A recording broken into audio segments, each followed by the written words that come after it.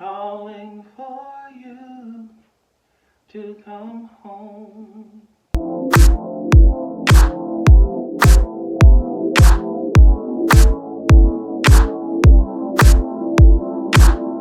God bless you. God bless you. This morning, this is yours truly, Pastor Nate.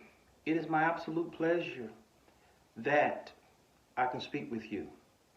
If no city reached heaven these last few days, Baltimore did. Ooh, friend, you prayed. You hear me? Let's get into it. Now, first of all, I am glad that the baby came home safe. We all prayed, regardless of the other circumstances surrounding the situation, whether it be greed, attention seeking. Some seem to think drug related. Some seem to think money related. Whatever the case is, the young lady came home safely. And that's all that mattered at the end of the day. Friend, you prayed. I'm telling you, we got some prayer warriors in this sector. Now, some of you may argue and say, well, this was all fake. It was all set up. It was all staged. And some of you had an idea that it was. But just stop and think, what if it were real? Whether it was fake or not, the girl came home safe. Many of our parents and mothers in the sector, they were very upset. I was listening to some on the panel. Some were hurt. Some were angry because many of them experienced this situation in real life, but their children didn't come back home. This wasn't the case in this instance.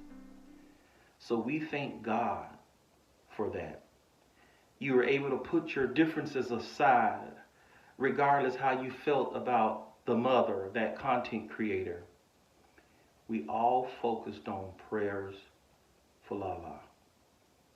And she did come home. When I thought about this situation, the first thing that came to me, y'all know my mind goes straight to scripture. The prodigal son. You know, he went away. Y'all know the story. He took his portion, went into a far country, make a long story short, spent all his money. He was in a far country. He was lost.